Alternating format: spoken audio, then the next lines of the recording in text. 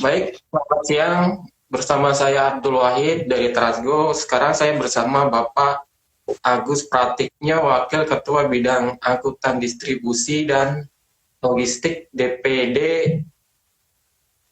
Aprindo, Aprindo DPD Jateng. Jateng dan Yogyakarta ya Pak? Iya, betul, betul. Iya, iya. Siap. Ya, Baik, terima kasih waktunya Pak Agus. ya, sama-sama. Terima kasih sudah diundang untuk acara live.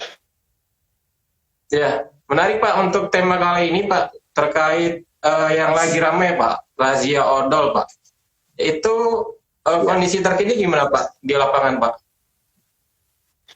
Baik, selamat siang ya, Mas Abdul dan kawan-kawan yang saat ini ikut melihat ya. Bahwasanya saat ini kondisinya penegakan odol ini kan sudah mulai berjalan ya menuju ke tahun 2023 yang zero odol gitu. Makanya sebenarnya pada prinsipnya kita pengusaha itu setuju ya kan mendukung program daripada Kemenhub ini gitu loh untuk Indonesia menuju zero odol gitu loh. Tapi kami para pengusaha dan teman-teman pengemudi ini kan ya sebenarnya sudah diberikan sosialisasi sejak tahun 2018 seperti itu. Cuma masalahnya kan seiring sejalan kita dari 2018 sampai dengan sekarang itu kan kita juga melihat nih dinamika di lapangan seperti itu. Yang seperti akhir-akhir ini Mas Abdul gitu loh yang kita lihat gitu loh. Kenapa kemarin akhirnya kita banyak bersuara dan akhirnya muncullah yang namanya surat terbuka tersebut gitu. Yang sedang ramai di pemberitaan kan baru di 3 ruas tol ya Pak. Sebenarnya ada di berapa titik Pak untuk razia odolnya atau serentak seluruh Indonesia Pak? Sejauh ini sih yang kita cermatin di lapangan itu kan di 3 titik itu ya yang disampaikan kemarin mungkin juga teman-teman media juga publikasi gitu loh. Tapi tidak menutup kemungkinan kan beberapa teman-teman Aprindo di luar Pulau Jawa ini kan juga menginformasikan bahwasannya banyak sekali pendidikan juga ya kan di beberapa ruas tol gitu. Jadi kembali tadi pada prinsipnya kita pengusaha tidak menentang atau tidak melawan apa yang sudah menjadi kebijakan pemerintah. Justru kita sebagai warga negara kan harusnya mendukung ya kalau memang ini untuk kebaikan bangsa gitu loh. Kita sama-sama membangun gitu. Dari laporan teman-teman pengemudi gimana Pak? Yang terjadi di ruas tol itu seperti apa Pak? Yang terjadi saat ini sih beberapa ya memang ada penindakan seperti itu. Sekarang kan kawan-kawan dari pihak kepolisian kan juga ikut berkolaborasi. Cuma sejauh ini memang kita dengar itu mereka masih sebatas untuk sosialisasi, ya kan, sosialisasi adanya bahwasannya kalau penindakan ini masif dilakukan, ya kan, kolaborasi dari pihak Kemenhub dengan kepolisian, termasuk masuk ke ruas tol itu kan kita pengusaha terus terang bingung Mas, gitu loh. Jadi kita mau lewat mana, gitu loh, ya kan? Kalau kemarin kita hanya di jalan biasa, jalan arteri atau jalan nasional ya gitu loh. Kita masih ada solusi ya mau nggak mau teman-teman bisa lewat tol kalau memang itu dilalui tol. Tapi kalau tolnya sendiri juga dilakukan penegakan odol gitu loh. Ya kita kembalikan kepada regulator gitu loh. Kita juga minta supaya ada solusi ya kan buat kita gitu loh. Artinya masih dalam tahap sosialisasi Pak, belum ada penindakan atau gimana Pak? Di beberapa ruas ya, kalau ini sudah ada penindakan ya di tol dan di beberapa yang kawan-kawan ini sudah terjaring gitu loh. Cuma akhirnya mereka kan pada gimana ya, pada stres sendiri untuk mengadu ke asosiasi juga kita mau menyuarakan juga. Saat ini masih sebatas untuk menyuarakan gitu loh. Ya kan, kita tetap semangat untuk menyuarakan supaya regulator ini juga memberikan solusi buat kita gitu. Penindakan yang dimaksud itu apakah yang sudah beredar itu transfer muatan sama sanksi tilang atau seperti apa Pak?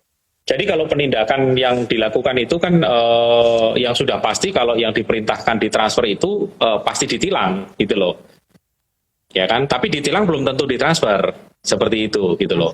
Nah justru kalau yang terkena transfer muatan ini kan terus terang kita kembali gitu loh. Teman-teman itu kan mengeluhkan ini mau sampai kapan, ya kan? Bahwasanya kita ini seakan-akan pengusaha ini kan selalu menanggung resiko salah terus gitu loh, dipersalahkan. Pak, dari pihak Kemenhub kan ini rencana untuk razia ini mulai tanggal 10 sampai 21 Februari ya Pak. Artinya ini semacam bentuk warning menuju tahun depan untuk zero odol atau seperti apa Pak? Ya sudah pasti ya gitu loh, bahwasanya kan program mereka yang mereka canangkan kan sampai 2023 ya, 2023 zero odol gitu loh.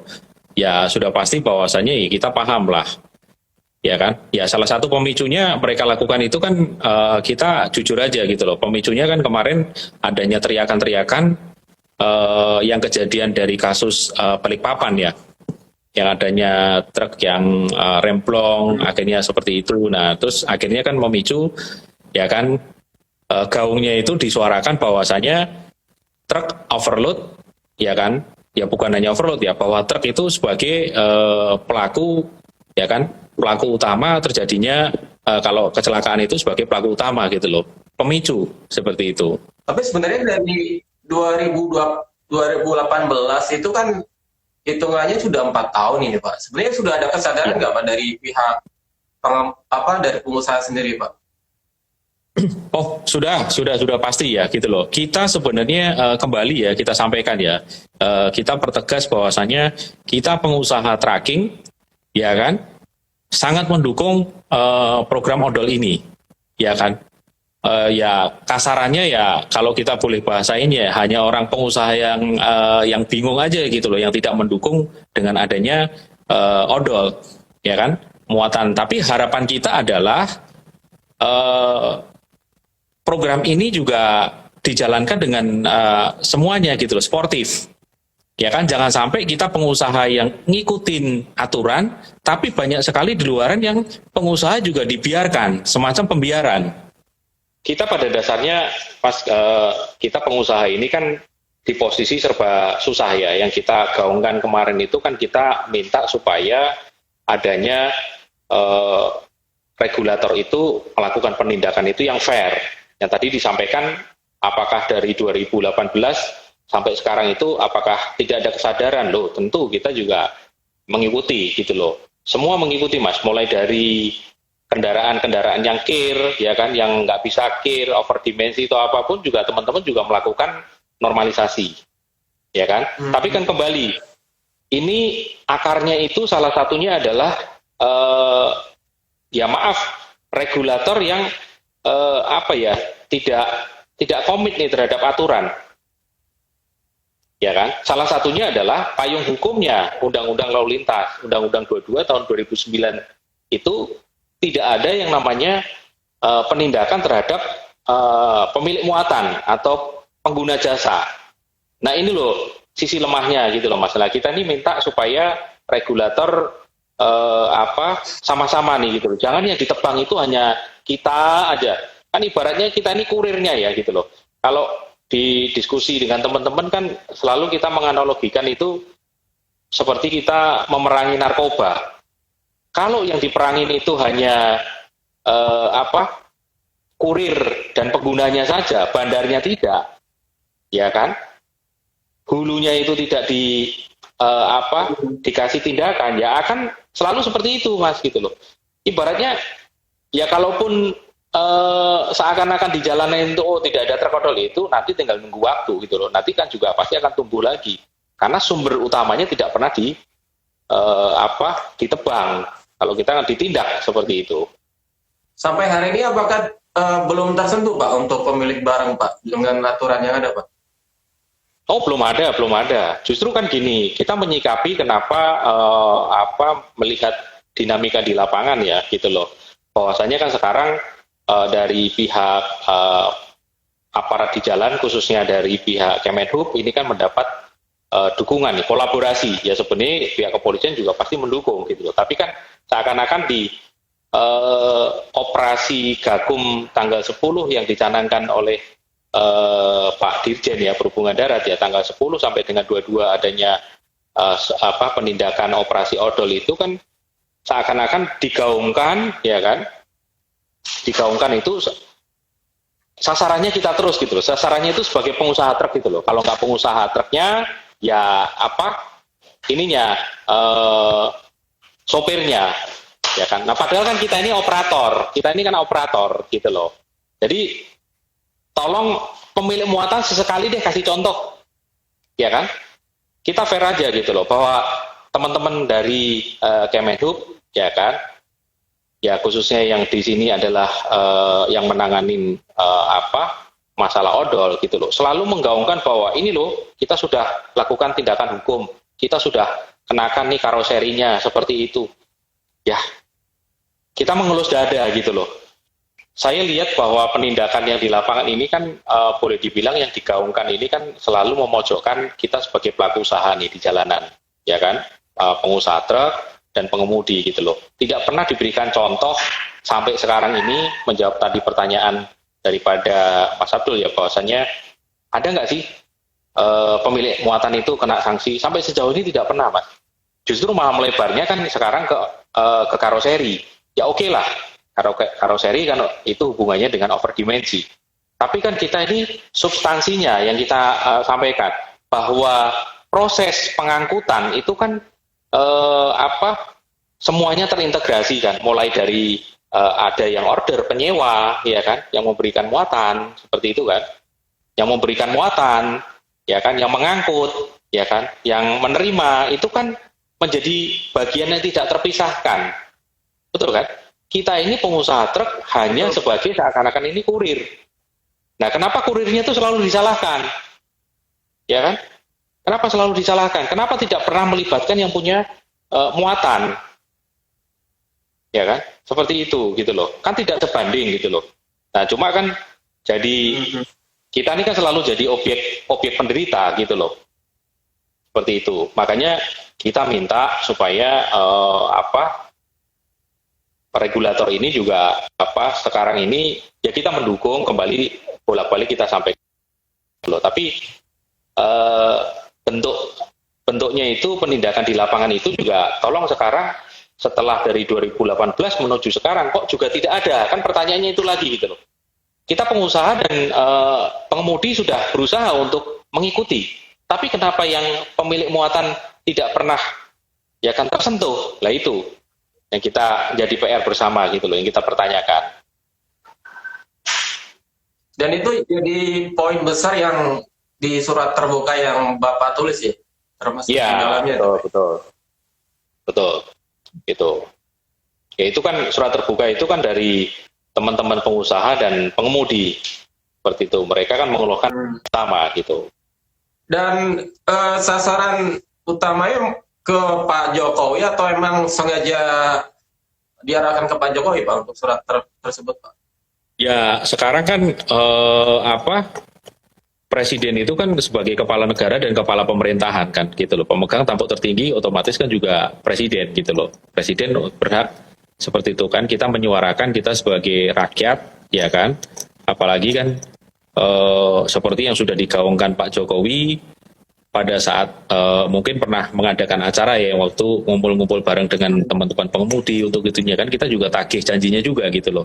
Kita butuh bahwa sekarang kita mau mengadu kemana ya kan, kita minta supaya ya pemerintah ini juga fair lah, adil lah gitu loh, jangan sampai ego sektoral mereka ya kan, bahwasanya ada stakeholder ini yang mempunyai kepentingan sendiri, tapi kita nih yang selalu disalahkan seperti itu. Kita pengusaha ini kan terus terang ya, saya mewakili teman-teman pengusaha yang lain dan pengemudi gitu loh. Selalu bahwasannya kita juga miris Mas, ya kan, digaungkan bahwa oh ini truk kayak ini salah seperti ini, betapa ininya seperti itu. Loh tidak seperti itu gitu loh. Kita juga harus sadar, kita fair bahwasannya teman-teman kita ini juga salah satu komponen yang ikut juga membangun ya kan suatu bangsa gitu loh, ya kan, hadirnya barang-barang yang bisa cepat untuk itunya itu kalau tidak ada kita di industri jasa angkutan ini ya kan juga nggak terdistribusi gitu loh, bahwasanya kan juga nggak bisa menikmati semua seperti itu. Tapi sebenarnya dari pihak pemerintah atau pengusaha truknya sudah ada komunikasi Pak dengan pemilik barang terkait kondisi hari ini Pak? Kalau pemilik barang sih sebenarnya ya pada saat digaungkan di tahun 2018 itu mereka pada dasarnya sudah paham gitu loh. Yang menciptakan pasar bebas ini kan sebenarnya kan para pemilik barang Mas. Ya kan kalau kita lihat gitu loh. Pemilik-pemilik pabrikan-pabrikan itu kan pada prinsipnya akhirnya yang menciptakan pasar bebas. Nah, ditambah dengan lemahnya regulasi yang ada. Seperti itu. Makanya kemarin sempat di beberapa diskusi, ya saya sampaikan, sampai sekarang, kemarin ya kurang lebih belum ada sampai 1 bulan yang lalu gitu loh. Teman-teman Jembatan Timbang itu ada menangkap truk tahun 80 yang masih beredar. Truk tahun 80 masih beredar seperti itu. Lah kita inilah, itulah adalah contoh salah satu di dunia angkutan itu pasar bebas. Ya kan? Penyewa itu selalu tidak mempermasalahkan kita mau menggunakan kendaraan tahun berapa, mau menggunakan seperti apa, pokoknya mereka prinsip utamanya adalah ongkos murah. Ongkos murah, barang nyampe dengan aman, kalaupun sampai barang kurang, otomatis akan diklaim ke pengangkut. Itu kan hukumnya seperti itu. Lah itulah yang menciptakan kan mereka. Ya kan? Nah, selalu didengung-dengungkan bahwa di luaran itu ya harusnya diatur seperti ini bla bla bla seperti itu. Ya kita sih ngelus dada ya gitu. Kita yang sudah puluhan tahun yang bergerak di bidang ini itu nggak bisa karena kenapa?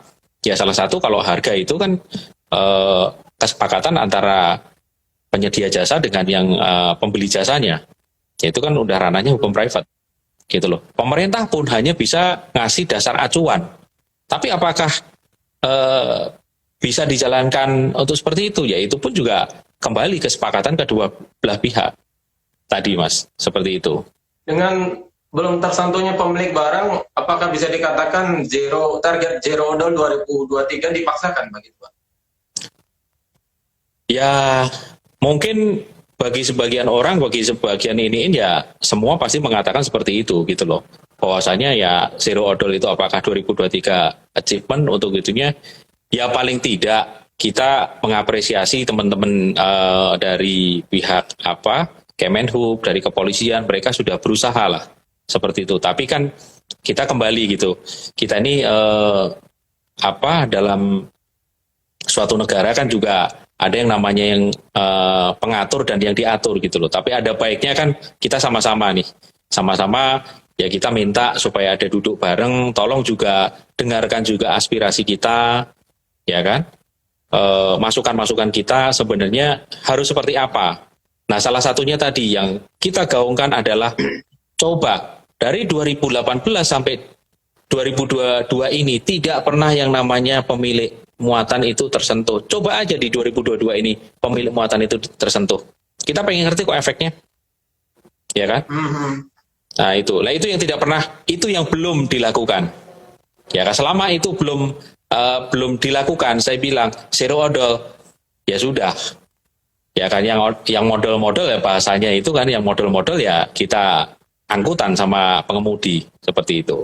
Pak, 2018 kan juga digalakan untuk normalisasi Pak ya, untuk pemotongan truk yang overdimensi itu. Ya. Sampai hari ini sudah ada kesadaran juga Pak untuk itu Pak? Kesadaran sudah ada pastinya. Kalau kita lihat hampir di seluruh nasional ya, seluruh Indonesia itu beberapa teman-teman juga sudah update ya gitu loh. Kalau kita baca di media kan, di Sumatera, di Kalimantan, di Sulawesi itu banyak sekali teman-teman usaha angkutan pun juga banyak dengan kesadaran mereka melakukan normalisasi gitu loh. Tapi kan kembali Mas, sampai kapan? Apakah yang dinormalisasi itu apakah mereka happy atau kecewa? Ya kan? Itu kan kembali nanti kita akan juga lihat juga gitu loh. Karena ini tadi, ya kan?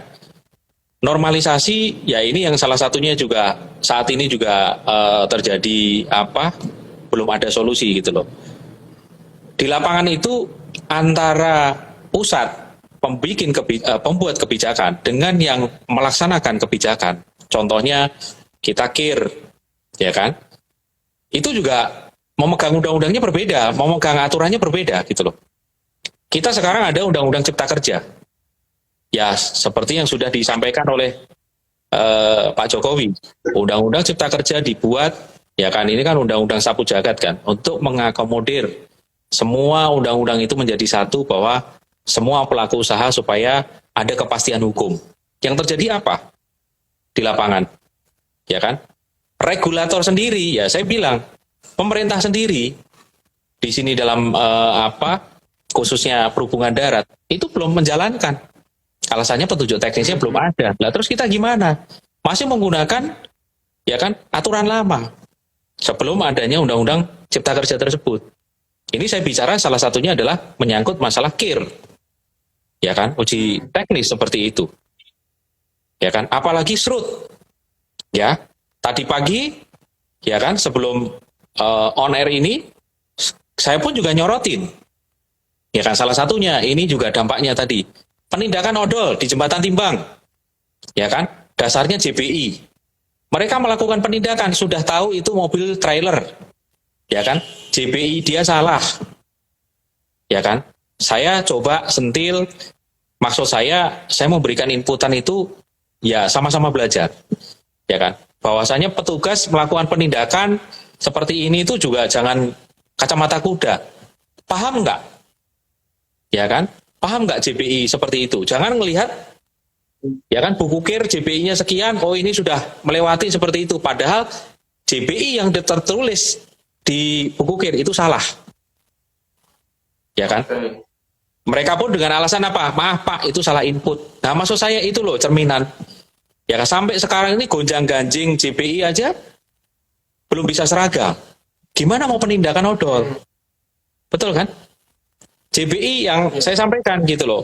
Kebetulan saya ngalamin sendiri baru-baru ini. Kita beli kendaraan dari Jakarta.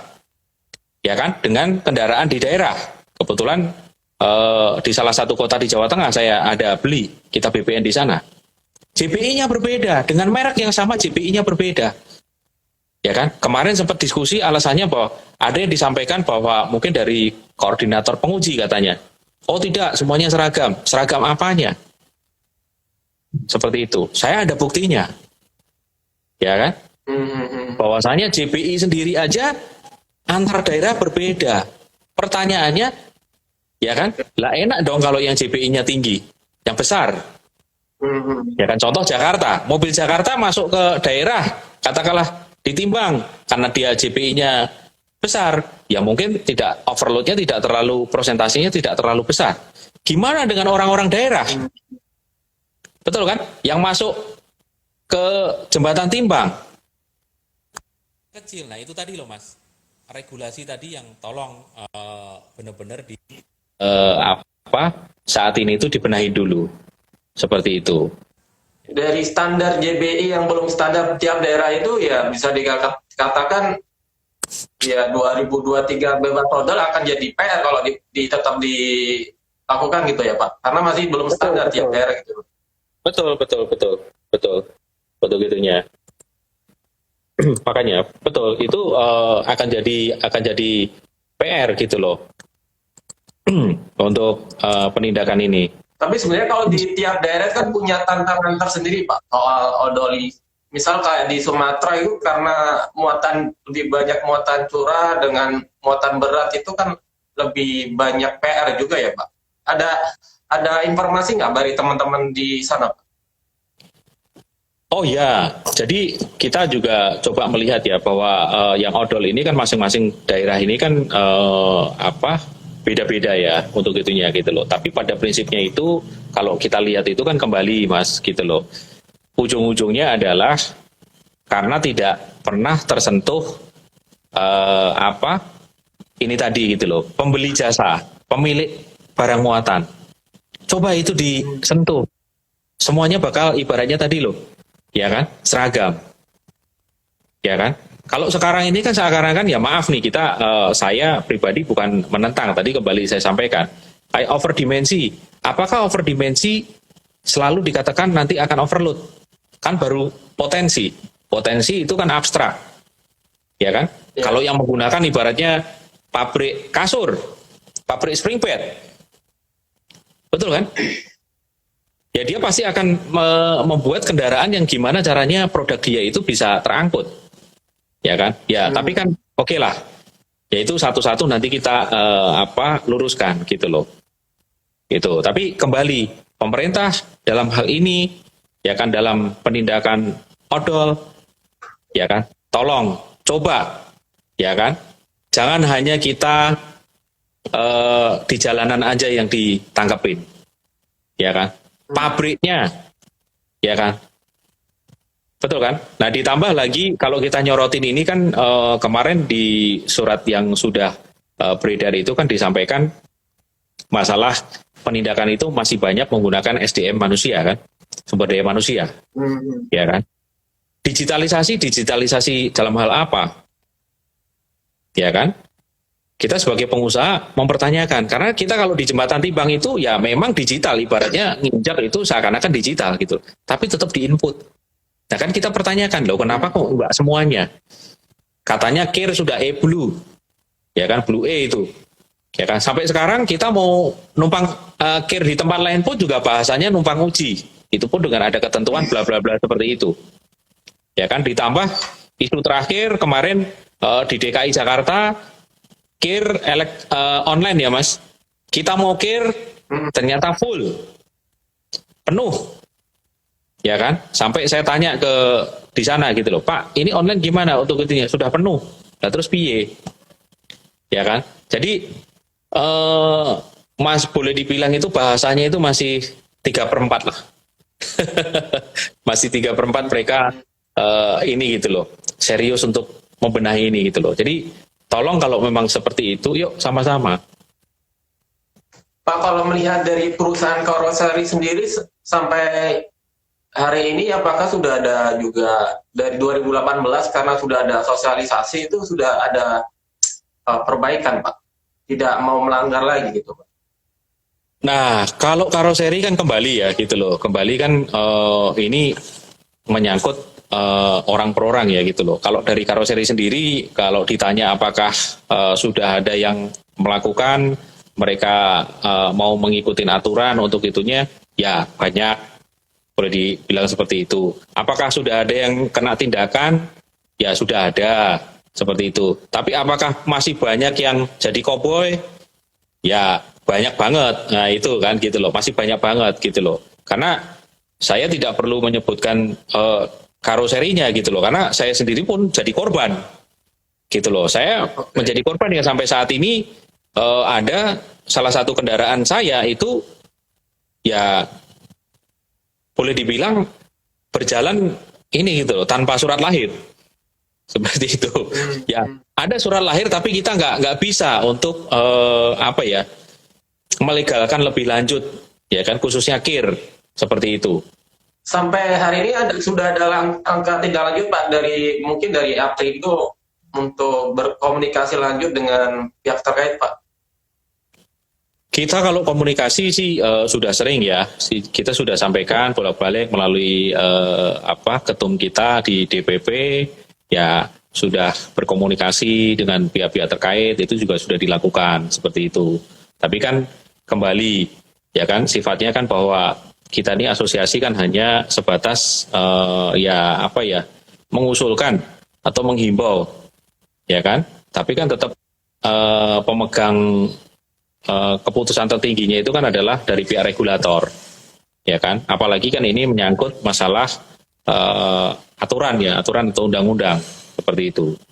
Nah untuk jalan tengahnya nih Pak, dengan masih belum siapnya berbagai hal ini, saran dari asosiasi apa Pak ke pemerintah Pak? Ya sekarang gini, makanya kita minta supaya kita bisa duduk bareng lagi, ya kita sama-sama review lah. Ya kan, kita review kita ini mau seperti apa gitu loh, ya kan?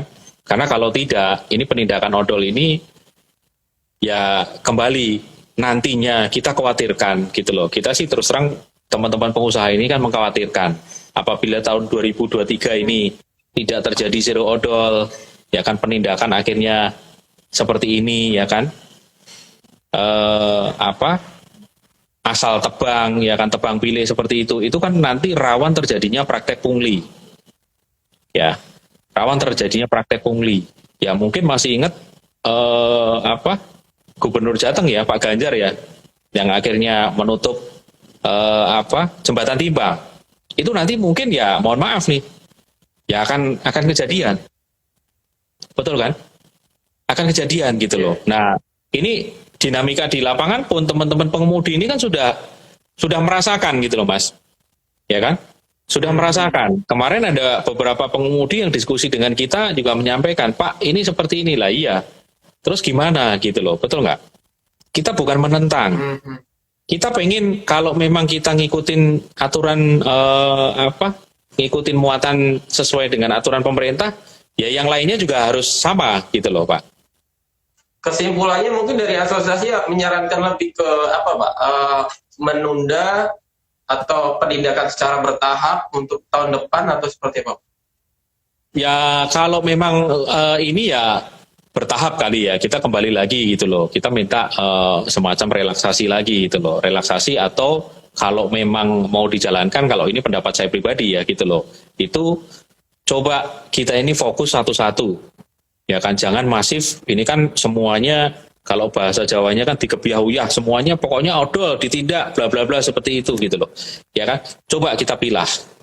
Ya kan, apalagi kan ini kan isu akhir-akhir ini seperti minyak goreng langka, sembako untuk itunya. Saya sebagai pengangkut ini juga kadang bingung Mas, ya kan, karena saya sendiri juga ngalamin gitu loh. Lah ini kita muat beras yang katanya sembako kena odol juga, minyak goreng kena odol juga, seperti itu. Jadi sebenarnya mau gimana gitu loh, betul kan? Jadi rekomendasi dari tadi kembali ini ya. Apakah kita relaksasi? Kalau tidak, ya rubah. Segera revisi yang namanya undang-undang. Kalau tidak, buat aturan. Ya kan boleh kan gitu loh. Nggak harus melalui undang-undang, kan ada namanya peraturan pemerintah atau peraturan menteri. Ya kan? Itu lakukan. Bahwa sanksinya itu salah satunya pemilik muatan dikenakan. Seperti itu. Baik, terakhir Pak Agus, mungkin dari pihak asosiasi apakah ada langkah khusus untuk pemilik barang untuk membantu pemerintah untuk mengkomunikasikan Pak? Nah itu bingung ya gitu loh. Kalau ditanya kita mengkomunikasikan dengan pemilik barang ya kita susah gitu loh. Karena kita ini selalu pihak mereka itu kan yang menciptakan yang namanya perang pasar bebas. Betul kan? Kita bersuara nanti pasti ujung-ujungnya kan kita di posisi yang kalah, ya kan, intinya bahwa ya kalau nggak mau muat segini ya sudah, betul kan, nggak mau muat segini ya silahkan nggak mau ini gitu loh, nggak usah kerjasama lah, itu kan kita yang susah seperti itu. Makanya yang bisa melakukan itu adalah apa? Pemerintah, seperti itu. Dalam hal ini ya kita minta tolong yang kita sudah dari 2018 sampai sekarang ini ya kita minta tolong supaya Pak Jokowi ini mendengar gitu loh, Presiden ini mendengar seperti itu. Lagi-lagi motornya harus pemerintah Pak untuk menekan pemilik barang gitu ya.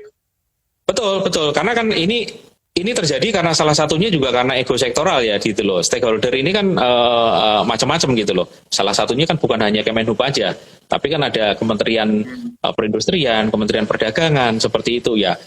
Ini kan pabrikan-pabrikan ini atau pemilik muatan ini kan salah satunya kan berlindung di masing-masing stakeholder ini. Betul kan?